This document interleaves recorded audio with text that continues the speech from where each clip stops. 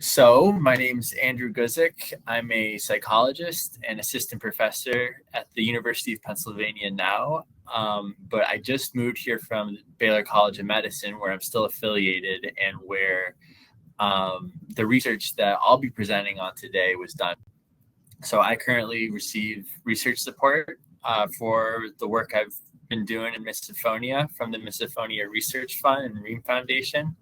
And today, again, I'll present results from our recent study of misophonia in kids.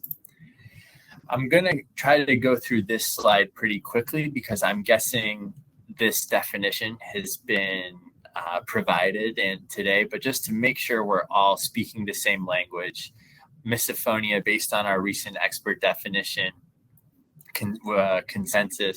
expert consensus, I should say, refers to decreased tolerance to specific sounds or other things associated with these sounds, which we'll call triggers, that bring up a strong negative emotional reaction. It's related to the pattern or meaning of the sound rather than the volume. That's really made to distinguish between kids in particular we often think of who get overwhelmed by really noisy, loud, overwhelming places, whereas people with misophonia have very specific sounds that might bother them even if they're not loud. Triggers are usually made by another person. It's hard to focus on anything else except for the trigger, and it causes major distress and or significant problems in day-to-day life, which is that functional impairment term. So what about kids? Until very recently, we had almost zero true scientific research in kids with misophonia specifically. That said, surveys of adults suggest by and large, misophonia does tend to start during childhood. We also know that problems with sensory sensitivities, sensory over-responsivity is really common in kids in general, much more so than adults. If we can provide treatment early intervention, that might be key to long-term outcomes. If we can get kids the support they need when they're kids, that might really change their trajectory long-term as they go into adulthood. And case reports from a few people who had been working with misophonia, audiologists, psychologists, highlighted some important developmental considerations. For example, kids are much more likely to have temper tantrums than adults who've developed some more emotional self-regulation. And with the anger that comes up when we hear triggers, for individuals with misophonia, you might be likely to see kids have major outbursts. And also, we really need to keep family in mind. There are a lot of family-based considerations. Triggers are usually made by other people. For kids, it's usually parents or siblings. And the family context is really important to the psychology of misophonia, which is something I'm interested in. And I think it's a really important piece of the puzzle that has really not been well enough studied or emphasized. So we had 4 questions for these results that I'll present today. 1, what does misophonia look like in kids? Again, we don't even have a study on that. What does misophonia look like? How does it affect children and families' lives? Does it exist on its own, or is it associated with other emotional, developmental, or mental health problems?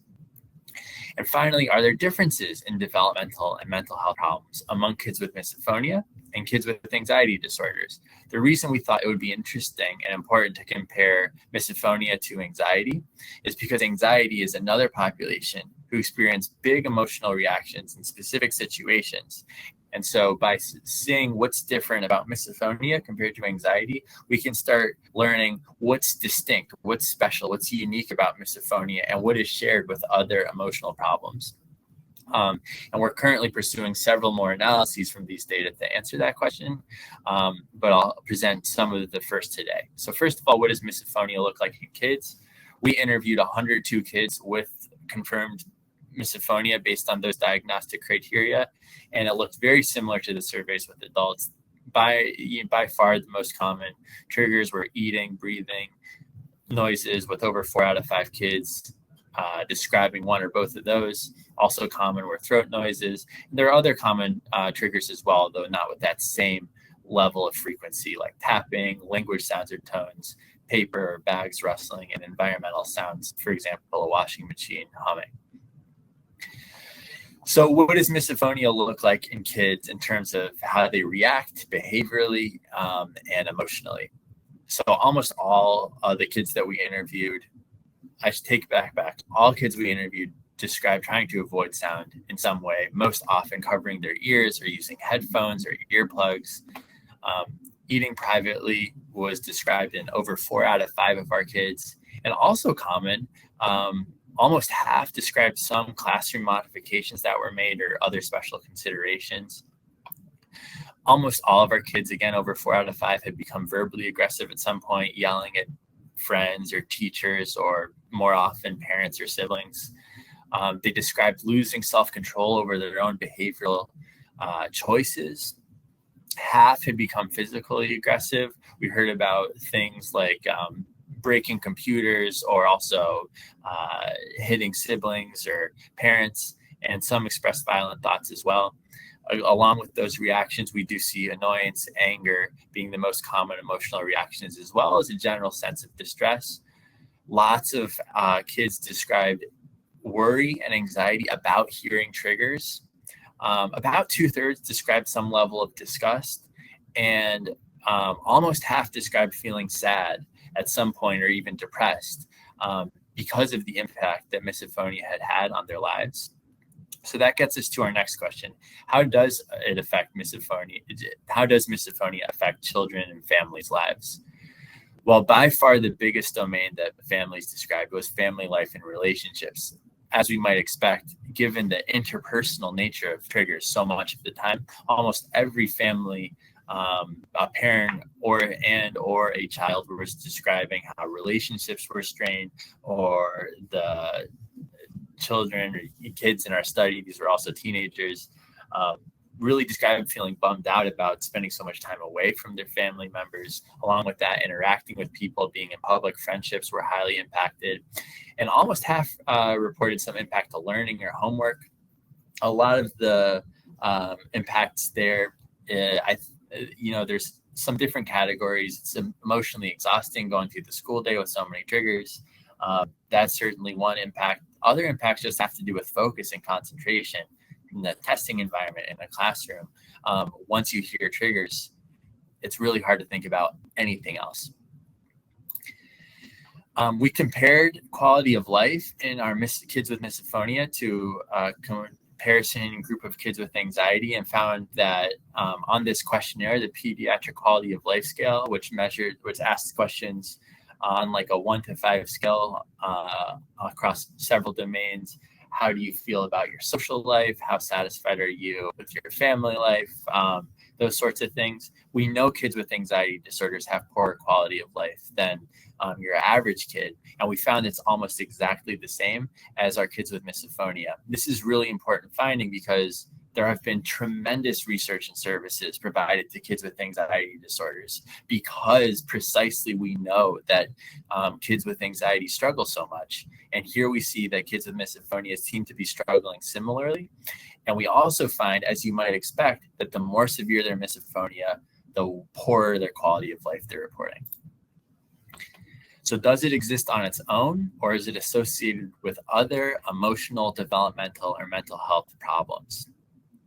So when we did a structured kind of gold standard psychiatric diagnostic interview, we found that about 4 out of 5 kids with misophonia have at least one other psychiatric diagnosis, the most common being depression and anxiety.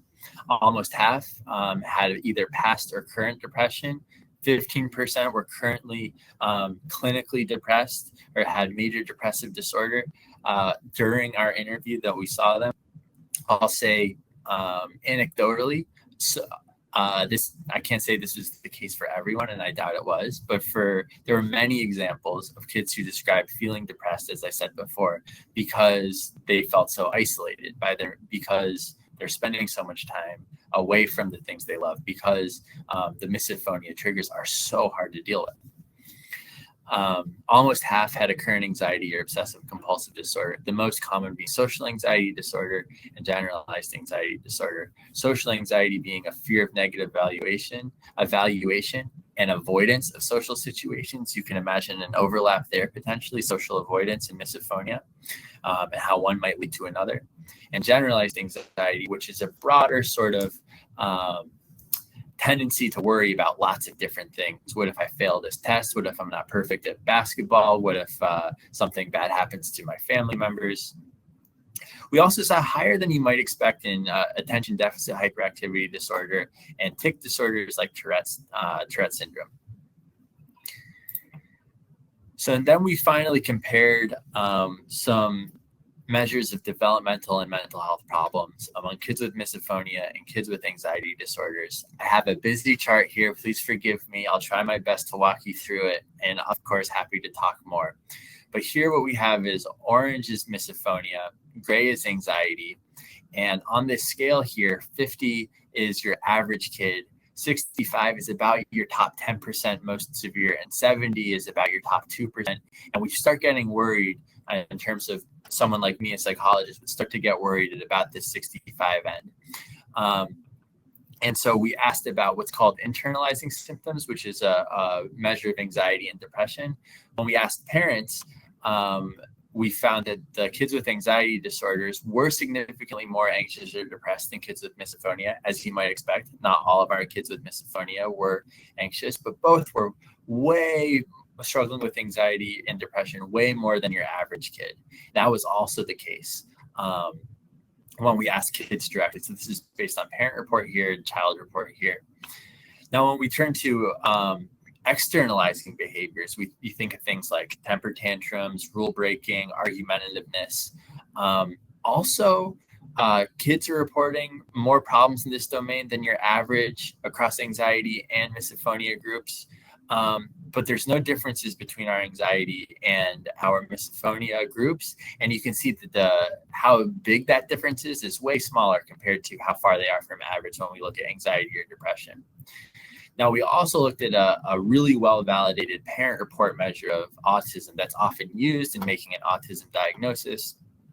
And a lot of people have wondered, is misophonia related to autism? Autism is really the only other psychiatric or neurodevelopmental syndrome that also has this sensory hyper-responsivity and a hypersensitivity component. That said, again, when you compare how different we are from average in the anxiety depression end, it's way closer to average. And we actually find our kids with anxiety disorders, their parents are reporting more features of autism than our kids with misophonia across both major categories of autism, which I won't go into the details now, but usually we break up autism into kind of two separate categories. The sensory issues usually go in this category, actually. And these is more the social communication difficulties. Okay, so I'm trying to sum up my 4 questions that I laid out here on another busy slide, but just wanting to kind of put it all together. Number 1, what does misophonia look like in kids? Triggers are very similar as adults. Oral nasal noises made by others are most common, though several others are common as well. Tapping, rustling, etc. Anger and annoyance are the most common emotional experience. As I noted, anticipating noises and the anxiety that comes with that was common as well. There's a tremendous impact of family life and overall quality of life. I'll highlight family life there. Quality of life is similar to kids with anxiety disorders. For many kids, it does exist with other emotional, developmental, or mental health problems. 4 out of 5 had a psychiatric diagnosis, anxiety and depression being most common. And developmental disorders may be common as well. I'm thinking specifically about ADHD, tic disorders, and autism seem to be a little bit more than average, but again, not with the same level as anxiety and depression, at least in our sample here of 102 kids. So are there differences between kids with misophonia and kids with anxiety when it comes to anxiety, depression, behavior problems, or autism? Youth with anxiety disorders did report more anxiety or depression than kids with misophonia, again, as you might expect, though both were way higher compared to average. And autism doesn't appear to be a major factor in most of the kids we interviewed with misophonia. Another way to look at that was we found it was about 1 out of 10 had sort of elevated autism traits. So if you're ever, if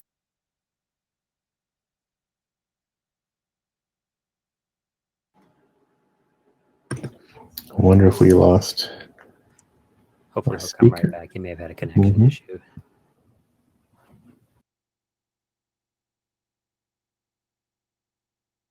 Can be a very serious problem.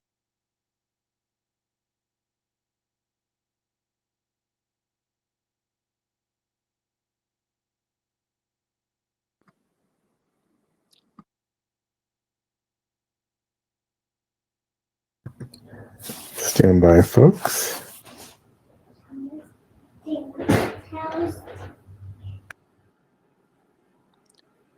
Andrew, we can't hear you. If you just want to pause for a moment.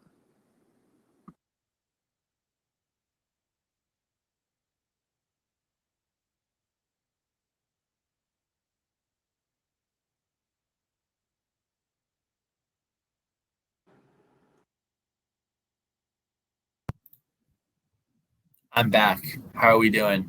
There we go. Sorry about that. What was where did I leave off? I'm towards the end now. You just started the conclusions. Maybe if you want to just recap the conclusions real quick. Okay.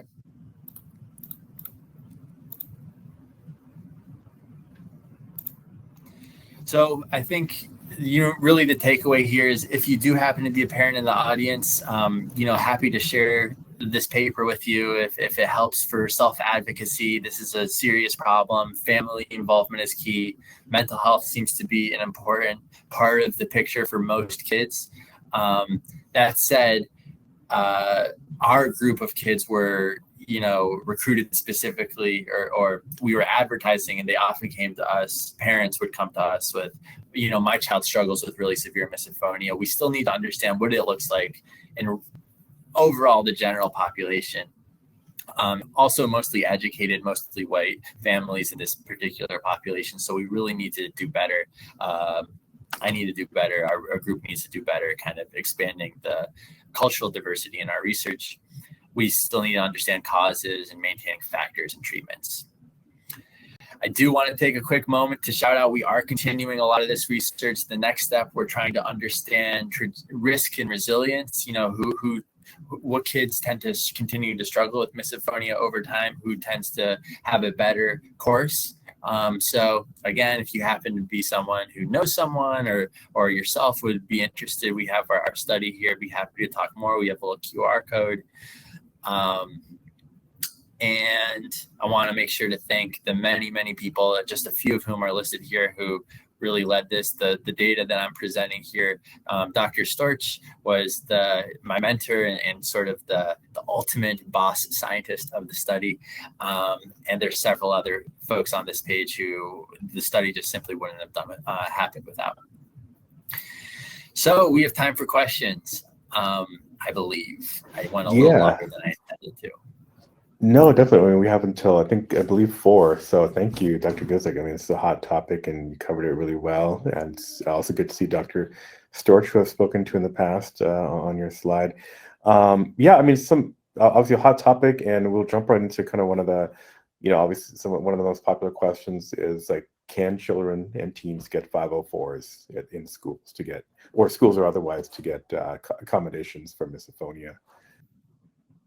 Certainly. I will say advocating for your child and working with schools is always a school-specific process. And schools are always juggling so many different priorities and kids, and some are more receptive to the idea of misophonia than others.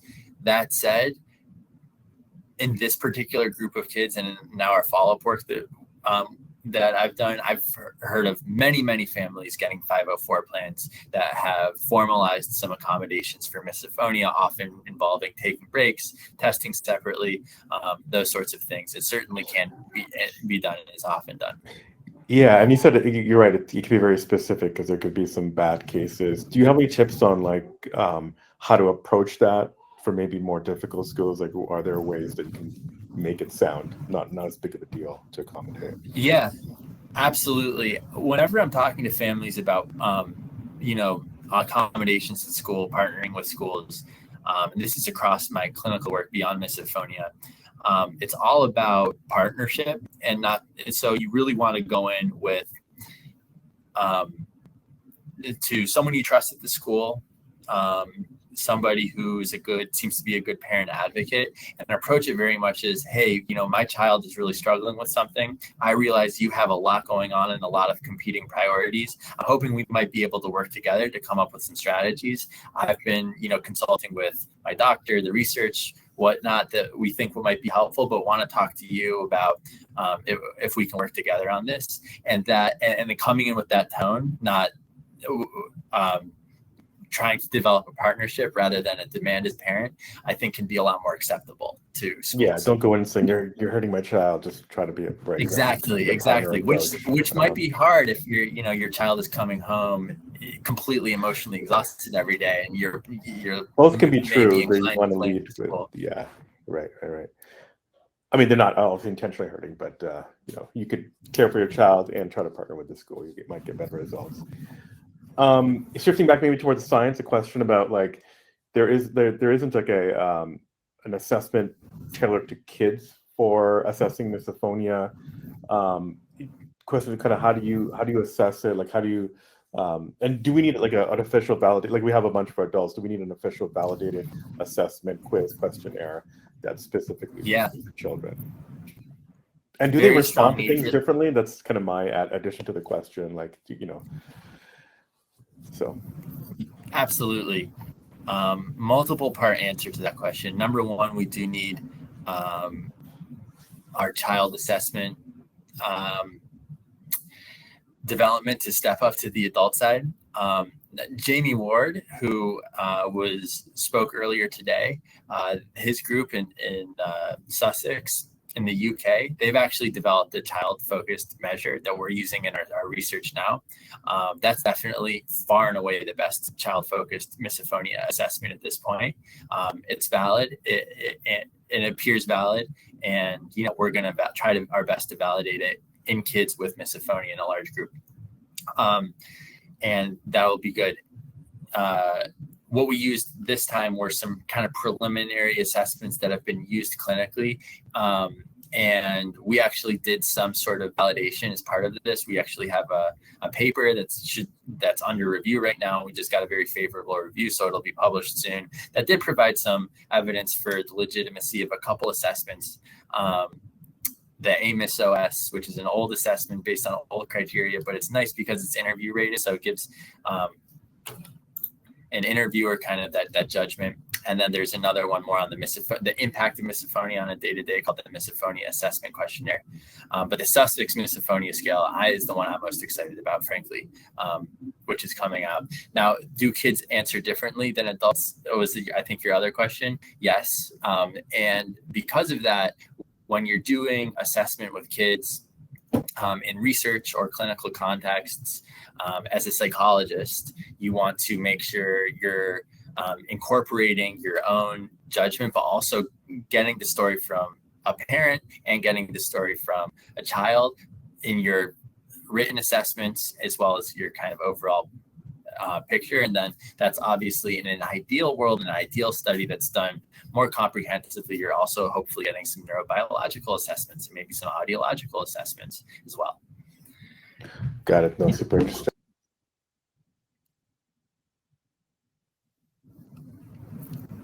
Another question is, I guess, going to kind of more towards parents, like strategies, maybe top 5 strategies for parents on how they could support their kids, whether that's at mealtime or, family events and whatnot, kind of tips for parents.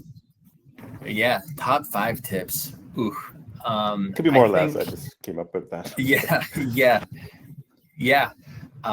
So the first thing I'll say is we're still gathering, what are going to be the top 5 tips? What is going to be the go-to strategies that will be helpful for most families? But we've learned a lot about other emotional problems. We've learned a lot about other challenging dynamics that involve anger between parents and kids.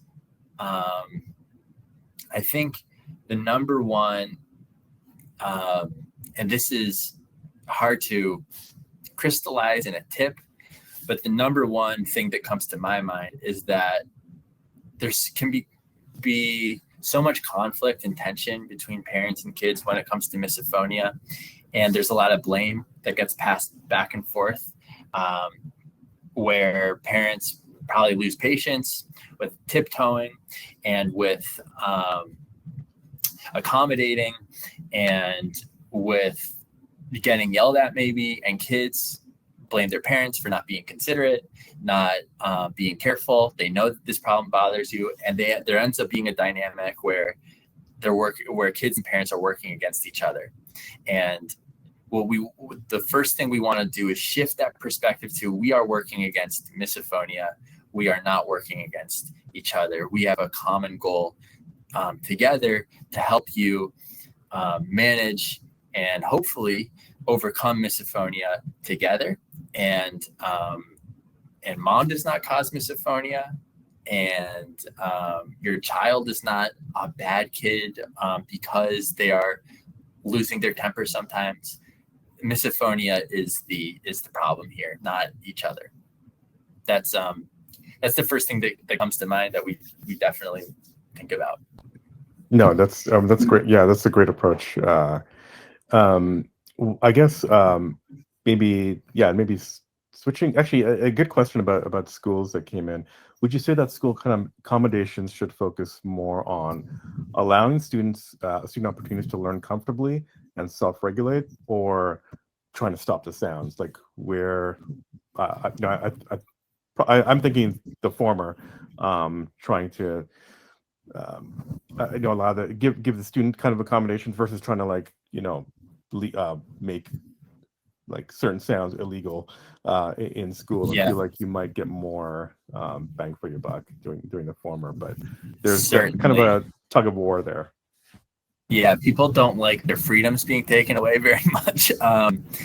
That usually kind of evokes a lot of resistance. So and then kids can be the worst. A lot of kids with misophonia get bullied and picked on because kids pick up that they don't like these noises, and telling their classmates not to do that might not be that great. And same goes for teachers. I don't think that's a good long-term effective strategy. Much more, give control to the child or the teen as much as possible, rather than to everyone else. And it's an important life skill, because as kids continue to navigate life, they're not going to always have that same level of control over the environment as you might in a school. So beginning to develop that self-advocacy and the understand what you need in public situations where there might be triggers is an important skill to develop, and school's a nice setting to do that. Yeah. I don't know, my controls are kind of going crazy. Hopefully you can hear me, but an interesting question about screening. Is there a way you think that we could screen for misophonia at an early age to potentially?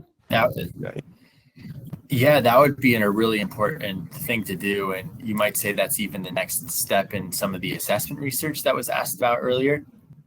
So in order to screen effectively, say in primary care or school checkups, or your hearing checkup, or that sort of setting, you would need to figure out which questions are the best. And there's a whole field of study to figure out what questions are best.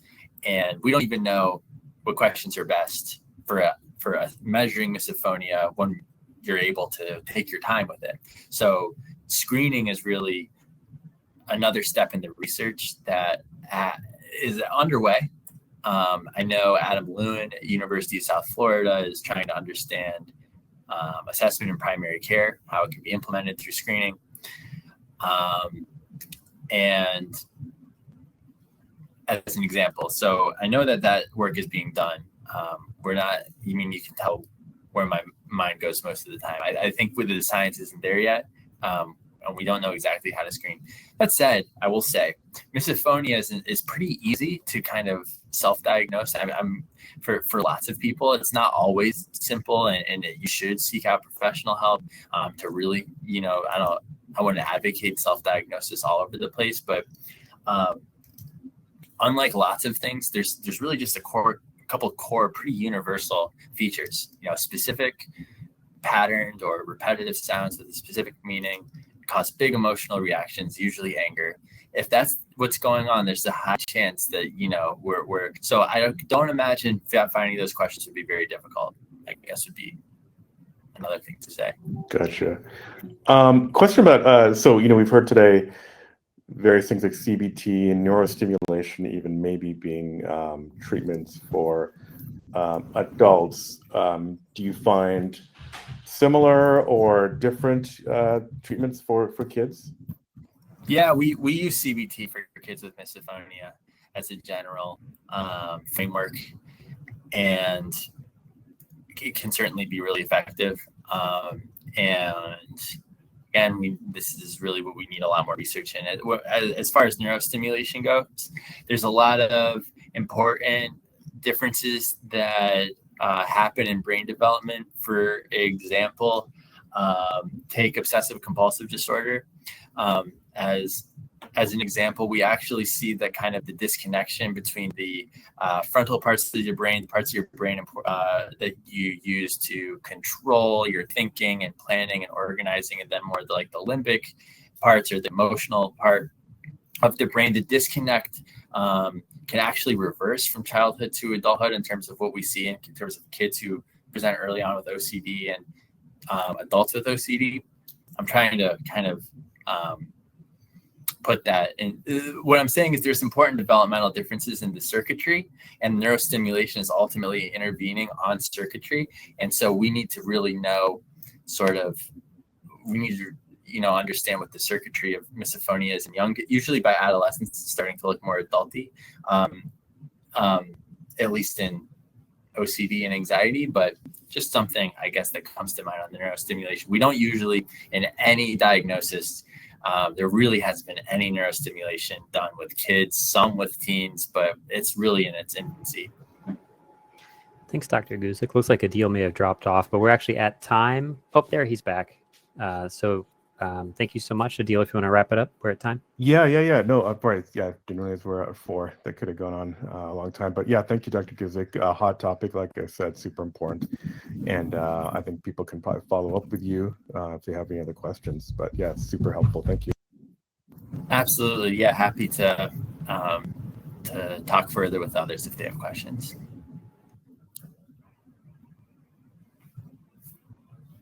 All right, we'll roll into the next session. Thanks.